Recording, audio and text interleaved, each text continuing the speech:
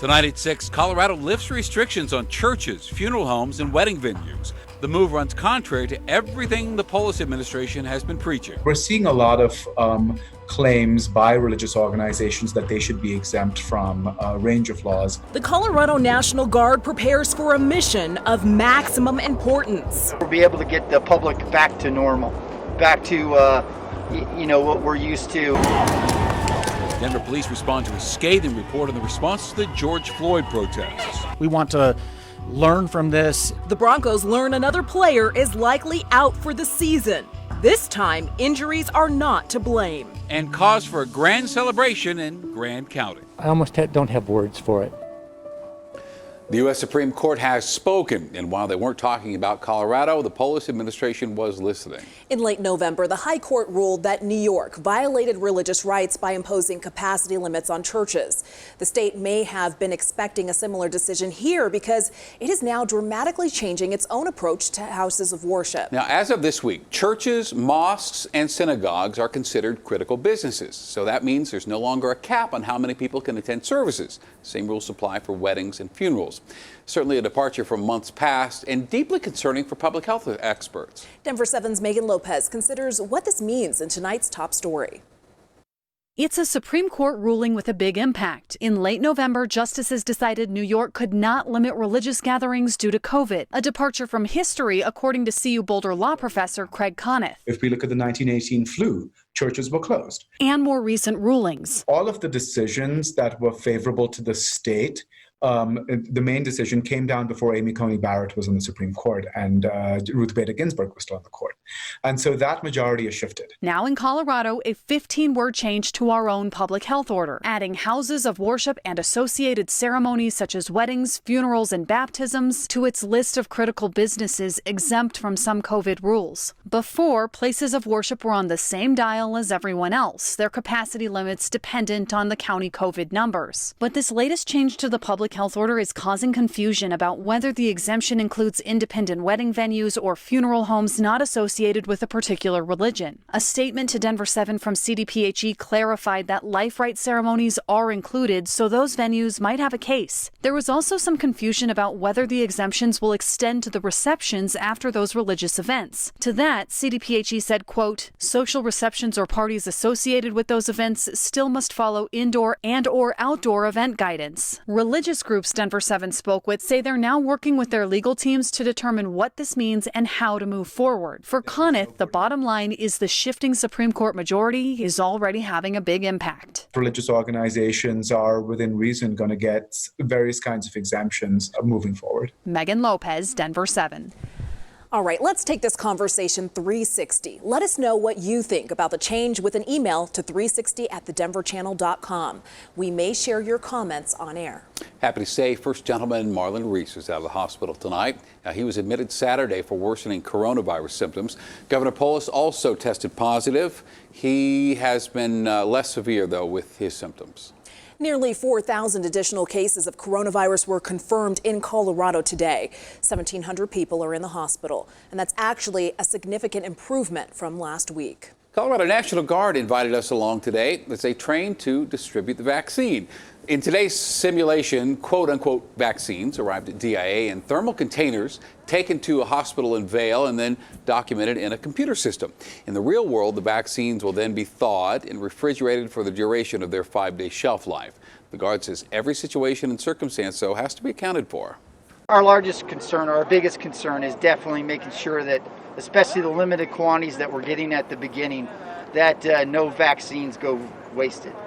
Colorado expects to receive an initial dose of 46,000 vaccines, so those could arrive as soon as next week. Denver police were not prepared for the scale of the George Floyd protests, and it showed in their response. That's the finding of a report released today by the city's independent monitor. It details 24 instances of questionable use of force, as well as lapses in body camera use. Police Chief Paul Pazin addressed the report this afternoon. He did not apologize for his officers' actions. Instead, he described the circumstances as unprecedented and said his department is determined to do better. The simple answer is that this caught us off guard, just like it caught many cities across the country off guard. The level of intensity, the level of violence that we saw here. We have a long, successful history of being able to manage First Amendment activities, get people safely from point A to point B. The level of violence that we saw here really changed that dynamic. The report makes 16 recommendations to police, including better planning and ensuring that everyone involved in the response is on the same page. That last part is of particular relevance. In the early days of the unrest, Denver police called in several outside agencies for backup. Some hardly used any force at all. Others deployed arsenals. Aurora tonight, one step closer to authorizing recreational marijuana deliveries. Council gave the first vote of approval Monday night. A second is needed before it becomes law. And should this happen, and it looks like it will, deliveries could begin in January. Colorado's election results are official. Secretary of State Jenna Griswold certified them this morning, putting an end to an election that tested everyone's patience. That's really the story of 2020. Colorado had a great election model. We've improved it over the last 2 years. It was put to the test in the pandemic. And we've had 2 wonderful elections with many, many Coloradans voting in the middle of a pandemic in 2020.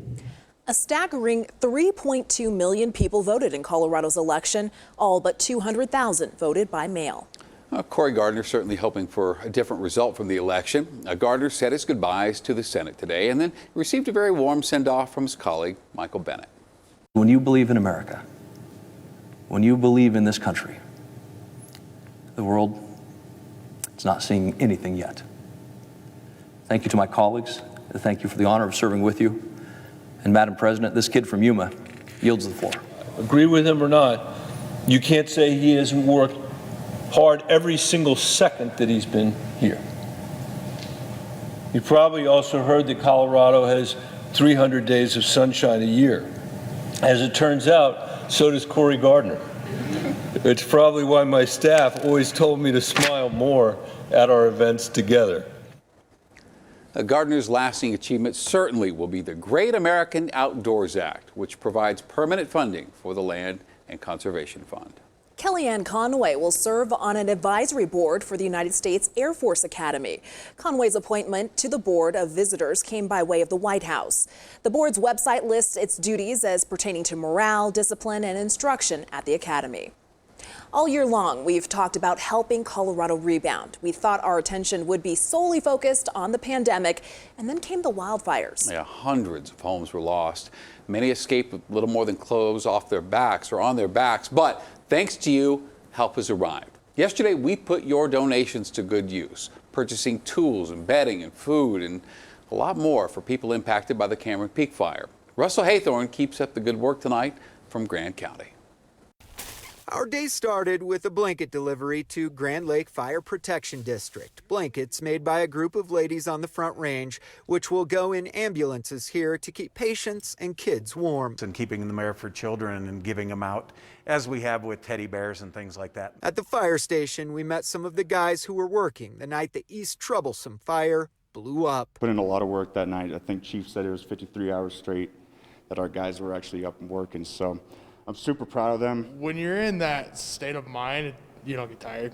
You just keep going. This department lost a lot of hoses and other equipment in the fire. On behalf of Denver7 and our generous viewers, we'd like to present the Grand Lake Fire Protection District and Chief St. Germain with this check for $10,000. Few words that I can actually say that thank both Channel 7 and your guys' viewers for this incredibly generous check. Tell us about them in those days that fire was so destructive and the incredible work that they did. So those are actually good choice words.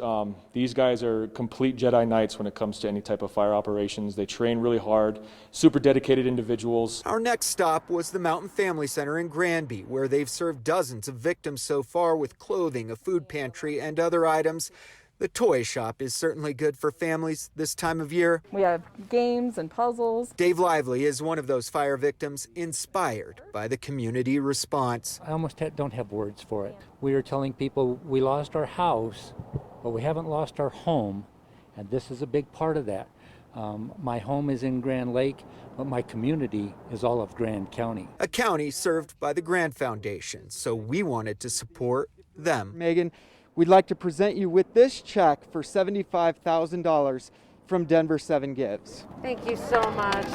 Grand Foundation Executive Director Megan Ledeen says this will certainly serve the community well. We have immediate needs, short-term needs, and long-term needs. We're going to be funding out of the Wildfire Fund, which this puts us over $2.6 million, so thank you so much. A day of giving thanks to you, the generous viewers of Denver7. I'll never get over how generous you all are. Speaking of that, Colorado Gives Day looks to be an astounding success this year. Yeah, get this, more than $39 million has been donated to more than 2,700 organizations, putting us on pace to break a record set last year. Head to coloradogives.org to donate, and again, thank you.